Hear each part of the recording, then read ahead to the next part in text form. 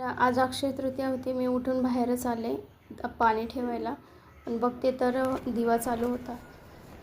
कधी कधी दिवा विझतो, तर आज अखंड दिवा चालू होता. मग नंतर मी पाणी वगैरे ठेवलं, झाडून लोटून काढलं आणि आंघोळ वगैरे करून आपलं आवरलं. थोडंसं साडी घातली होती, त्यामुळे थोडासा हलकासा मेकअप असा केला. तर सनस्क्रीन लोशन आणि फेअर अँड लवलीमध्ये मी फाउंडेशन ॲड केलं, दोन्ही मिक्स करून मी लावते. तर ते लावलं आणि माझ्याकडे HD पावडर आहे, कॉम्पॅक्ट पावडर. तर त्याच्यात मी पॉन्ड्स पावडर ॲड करते, म्हणजे त्याने छान लुक येतो.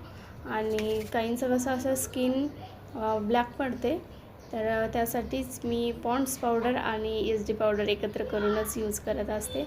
नंतर केस वगैरे सुकवले, थोडंसं टॉवेलने सुकवले आणि आपला रोजचं सारखं डेलीचं केस बांधले. तर हे असं मॉर्निंगचं व्हिडिओ मी कधी टाकलेच नाहीत. आंघोळ केल्याच्यानंतर कसं रेडी वगैरे होतं, तर चला बोललं की आज टाकावेत. कारण सकाळी डेली आंघोळ केल्याच्यानंतर आपलं गाऊन वगैरेच असतो. आज साडी वेअर केली होती, त्याच्यामुळे चला थोडंसं मेकअपचं पण ट्युटोरियल होऊन जाईल आणि आपला व्हिडिओ पण लॉंग होण्यास मदत होईल. सो त्याच्यामुळे मी आज हे थोडंसं ॲड केलं. आता मी कोणतं फाउंडेशन यूज करते तर फिलिकाचं करते, त्यामध्ये मी फेअर अँड लवली पण ॲड करते. आता ही माझी HD पावडर आहे, त्याच्यामध्ये पॉन्ड्स पावडर मिक्स केली. गावाला जाताना मी असं कागदामध्ये फोल्ड करून नेलं होतं. तर ते झाल्याच्यानंतर इकडे आले तर दिवा वगैरे चालू होता. मग देवपूजा वगैरे करायची होती मला, पण आधी दाराभोवती रांगोळी आणि हळदीचं लेपन वगैरे करून घेतलं.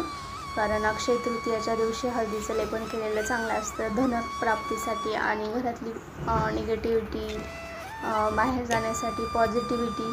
कोणी घरी आलं तर पॉझिटिव्हिटी येते म्हणजे. तर हळदीचं लेपण्यासाठी मी गोमूत्र घेतलं आणि हळद ही ऑर्गॅनिक म्हणजे घरी तयार केलेली हळद आहे, जी मी 1 महिन्यापूर्वी घेतली होती माझ्या मैत्रिणीकडून. आता त्यांचं पण यूट्यूब चॅनल आहे, तर त्या घेऊन आल्या होत्या माझ्यासाठी ती हळद. आणि ती मी दारासाठी जास्त यूज करते, उंबरट्यासाठी.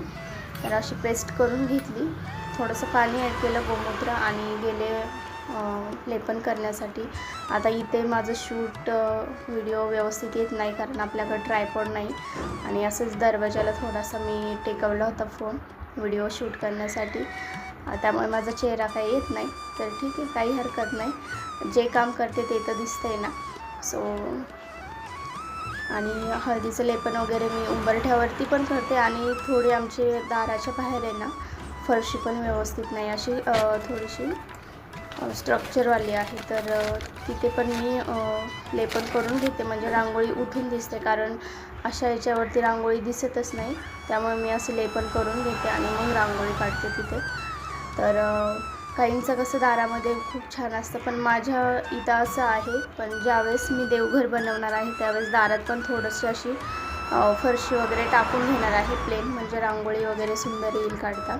आता इथे येतच नाही काढता, तरी पण मी आपलं करत असते. तर तुम्हाला माझे व्हिडिओ जर आवडत असतील तर लाईक करा, शेअर करा आणि कमेंट करायला विसरू नका. आणि प्लीज तुम्ही व्हिडिओ पाहताय तर लाईक पण करत जा आणि कमेंट करत जात जा प्लीज, म्हणजे मला कळेल की तुम्ही माझे व्हिडिओ पूर्ण पाहताय. आणि आता इकडे ना रांगोळी काढून झाल्याच्यानंतर त्याच्यावरती हळदी कुंकू टाकलं.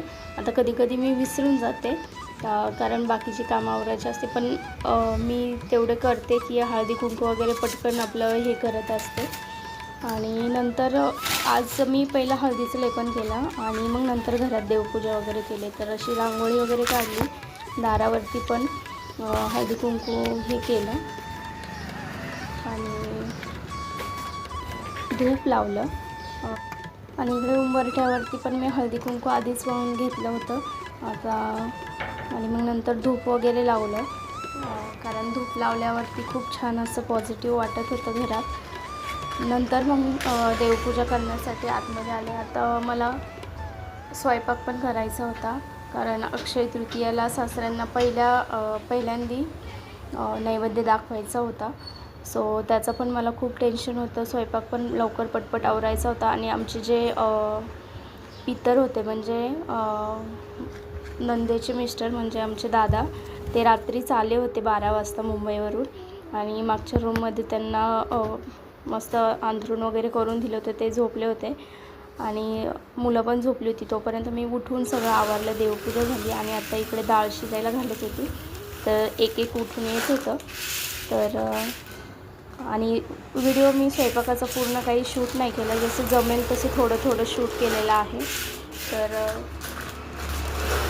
डाळ वगैरे घातली, भात वगैरे घातला आणि पुरणच करायचं राहिलं होतं. बाकी सगळं स्वयंपाक केल्यानंतर जाऊबाई ते आल्याच्यानंतर त्यांनी पुरण बनवलं आणि पोळ्या केल्या. पोळ्या पण मीच केल्या मग, कारण थोडंसं आमच्या डाळीचा प्रॉब्लेम झाला होता. पुरण पातळ झालं होतं मेनमध्ये, त्यामुळे पोळ्या थोड्या फुटत होत्या आणि व्हिडिओ काही असं काढायला जमला नाही कारण स्वयंपाक आवरायचा होता आणि दुपारनंतर बाहेर पण थोडंसं जायचं होतं. तर हा होता माझा आजचा व्हिडिओ. तुम्हाला कसा वाटला प्लीज कमेंटमध्ये सांगा. व्हिडिओ आवडल्यास लाईक करा, शेअर करा आणि कमेंट करायला विसरू नका. आता अशा काही गोष्टी असल्या का मला खूप टेन्शन येतं स्वयंपाकाचं आणि मला पटपट करायचा असतो, त्यामुळे व्हिडिओ काय मी शूट केला नाही. असे भजे वगैरे तळून घेतले आणि इकडे नैवेद्य वगैरे असा अर्पण केला. तर मुंबईचे दादा व्हिडिओ काढत होते, मी थोडंसं शूट केलं, असं ताट वगैरे केलं. आता काही गोष्टी माहीत नव्हत्या त्या मी शॉर्ट व्हिडिओमध्ये तुम्हाला सांगितलंच आहे. तर भेटू नेक्स्ट ब्लॉगमध्ये. बाय.